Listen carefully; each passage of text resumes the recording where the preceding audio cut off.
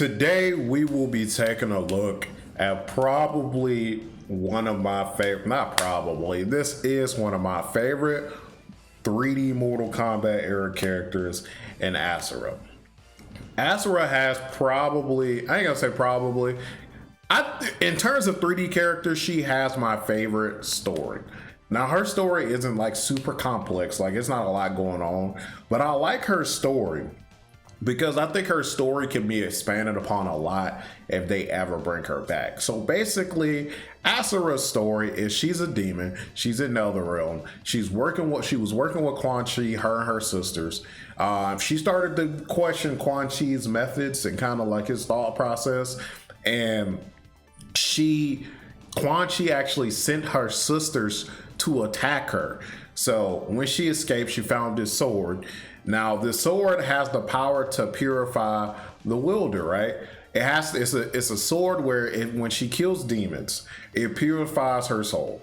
So her hope, in which eventually happens, is that she kills enough demons in another realm that her soul is so purified that the nether realm rejects her, because you can't be in another realm if you're like super duper pure. So her goal was to kill as many demons as possible, get to the point where she's so pure in spirit that the nether realm just kind of kicks her out. And it happens. So I think you see her again in this game in Edenia, where she's finally found, she's one of your teachers in this game. And when you see her again, I'm pretty sure it's in Edenia, and she has purified her soul. So I found that to be a very interesting story where like she was originally a demon and she's just like, I don't want to do this anymore. Because you rarely see like evil characters in Mortal Kombat like not being evil anymore.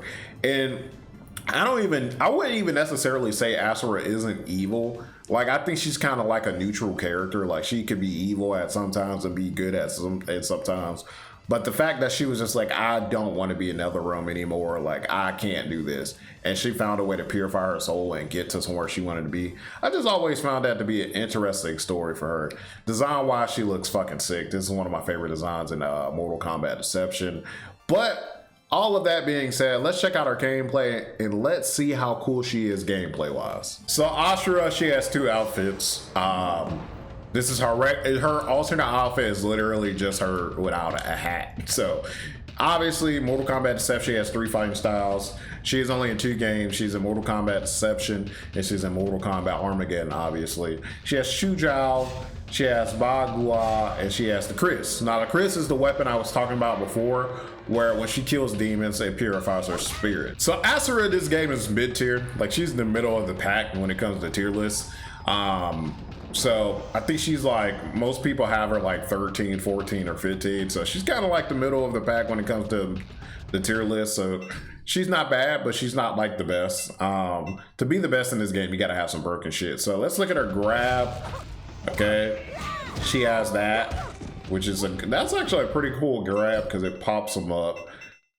She has Heavenly Light, which is this. This is an upward going projectile that comes back down. I believe she has this one that goes forward, but it doesn't go as far, right? So she has like this blast, like lightning blast, but it doesn't go far. So you have to be close if you want to hit them with this. So I don't think it's that great because you got to be really close to even hit this shit. This she has Spin Cycle, which is, can I spin cycle? Can I spin cycle? Can I spin cycle? Can I spin cycle? There it is. She has Spin Cycle, which is this. Cool move. It's basically Kung Lao's spin thing. She just has it. It's literally just Kung Lao's thing. And then she has Torpedo, which is this. What is Torpedo? There it is. And then she has Torpedo. So move list wise, she has some cool moves. I wouldn't say anything is like crazy, but I do like the Torpedo. I do like Spin Cycle. I know it's just Kung Lao's move, but it's cool. And I like this upward projectile. I really just like this character. I think she's really cool. Some people suggested that in these videos I should show the endings for the character. So now we're gonna go over and look at her ending for this game, kind of see what happens to her at the end of this game. Noob Saibot was not originally a demon, which might explain why Ashrah sensed such great evil in him. He had to earn his place in the Netherrealm. Yep, he actually desired to remain there. His companion, however, seemed to be having a problem adjusting. Smoke? Perhaps there was some good left in the Smoke didn't want to be there. Whatever the case, Noob would have to face Ashrah alone. Ashrah defeated Noob Saibot and finally earned her ascension from the Netherrealm. So she defeated him. The sword that made her escape possible did not travel with her. I suspect it still remains in the Netherrealm, waiting to release another of its denizens from damnation. So, the interesting thing about that story, when you meet Ashrah, I keep saying Ashrah like I'm adding an A. When you meet Ashrah again in Adenia, this is where you're going to find her. You find her again in Adenia. And she actually asks, she has a mission, a side quest, where you have to go back to the Netherrealm and find her sword and you bring it to her. So she does end up getting that sword back. So it's not like somebody else finds it. She makes her way to Adenia and you bring her sword back. So cool story. Like I said, it's very basic, right? It's not like her story is like mind blowing. The reason I really like her story is I think it'll translate well into a new game. Because you're going to go to Netherrealm, right? In a new Mortal Kombat game, you're going to go to Netherrealm. And you'll probably see her there. And I think her goal of getting out of the Netherrealm would be reason enough for her to kind of side with a specific side and stuff. I just feel like there's a lot you can do with her as a character. I just find her to be super interesting. I'm going to show you guys a fatality in this game. Then we're going to go over to Mortal Kombat Armageddon and see if anything changed with her. Newsflash, I expect nothing really changed for her. But we're going to check it out. Let's see. Easy peasy, baby. Okay. I think, if I remember correctly, this one kind of, it's okay. I ain't going to say it's ass because it's kind of, the impact is just really weak. I think this could be better if they brought it back because that shit could be so fucked up. A voodoo doll, if they did a voodoo doll fatality, that shit could be so fucked up. But the impact on this is so weak, she just takes your arms off. I think if she cut the head off, it would be better, but it's just kind of weak. Let's move on to Mortal Kombat Armageddon to see what changed with her. Here we are, Mortal Kombat Armageddon. And I'm gonna keep it real with y'all. I'm really considering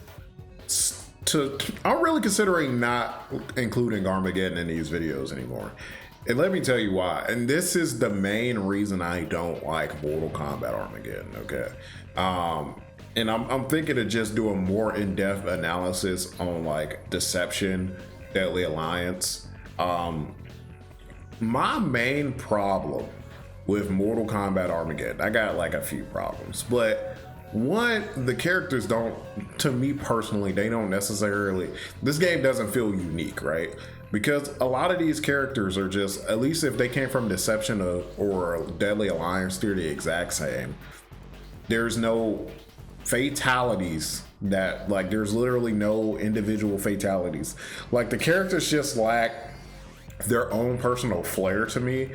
And that's why I don't like, it's like, yeah, every Mortal Kombat character is in this game, but like at the same time, if you look at the menu of this game, literally every character has the same stance. It feels like they lack their own, like they lack personality. Like, yes, they have their own moves and they have like, yeah, look, I can get over here, but they still like, they lack flavor and personality. So the reason I say I think I'm just gonna exclude this game is because I think 9 times out of 10, if I do a character from Deadly Alliance or Deception, they're gonna play the exact same. But for today, we're gonna just look at Ashrah, see what changed. I'm sure it's nothing. So she still has Chow Zhao. She lost, I believe, the second one she had. She still has Chris, obviously. Move list wise, she still has the same exact moves. Still has her throw is the exact same. She still has Heavenly Light. Works the same. You can't really hit this up close because it goes behind. Well, I lied. Still has Heavenly Light. She still has this, which is the exact same. Spin cycle. exact same, and she has tornadoes. So she literally is the exact same character, and that's why I think I'm just gonna start excluding Mortal Kombat Armageddon, is because it's the exact same shit. Okay, they do the exact same shit. The only thing that's different in Armageddon that like will change these characters is like they get air combos, like so like they can do shit in the air, but like that's not really adding much to their character. This is why I don't like this game. If you don't know, I don't know if I've said, I'm pretty sure I've said this. Mortal Kombat Armageddon is like my least favorite Mortal Kombat game. I'd rather play Mortal Kombat versus DC than play Mortal Kombat Armageddon. And I'm a very big Mortal Kombat fan. And I think it's cool that they have a shit ton of characters in Mortal Kombat Armageddon, but they lack flavor. And I might make a video separately about this, about maybe why. I'll just title it Why I Don't Like Mortal Kombat Armageddon. Because it just lacks so much flavor. And I get it, like, oh, all Mortal Kombat characters, like, the thing that's different in Smash, right? You have Smash. Let's take this with a grain of salt. This game was made in like 2007 or 8 or something like that. Maybe even before that, maybe 6. I don't know. It was made in early 2000s. Okay, Smash is obviously like a newer game, right? Smash has all these characters. Every Smash character is in Smash Ultimate, right? But those characters have flavor, like they have their own flair and stuff like that. And I feel like what happened here, they were like quantity over quality, so a lot of the characters don't really have that quality. And I'm gonna show you guys what I'm talking about, right? So if I go to player select, okay, this is one of, I don't want to turn this into this video, but if you look at this, well, all the characters have the same stances. Like even the boss characters have the same stances. Look, like, so yeah. In terms of Ashrah, I keep saying Ashrah, it's Ashrah. In terms of Ashrah, I really like this character. I'd give her a design a 10 out of 10. I really like her design. I'd give her a move list like a 9 out of 10, 8 out of 10. This is, in terms of how much I want her to come back as a 10 out of 10, I would say she's like top 3 characters I would really personally love to see come back, because I find that they can expand on her story a lot. There's a lot you can actually do with her move list. Like she's just such a sick character, and I think like she is one of the better characters the 3D like era actually gave us. I think without a doubt the best character the 3D era probably gave us. It's probably, I would say it's Quan Chi counts because Mortal Kombat 4 technically is a 3D game. So I guess Quan Chi would actually be my answer. But I would say behind Quan Chi, she's probably number 2 for me personally. But curious to see you guys' opinion in the comment section below. Let me know what you think about Ashrah. Let me know which character you would like to see next in one of these videos, and let me know what your hopes are for the next Mortal Kombat game that we probably won't see here until next year. So as always, motherfuckers, pass class, don't eat ass. I'm out this bitch.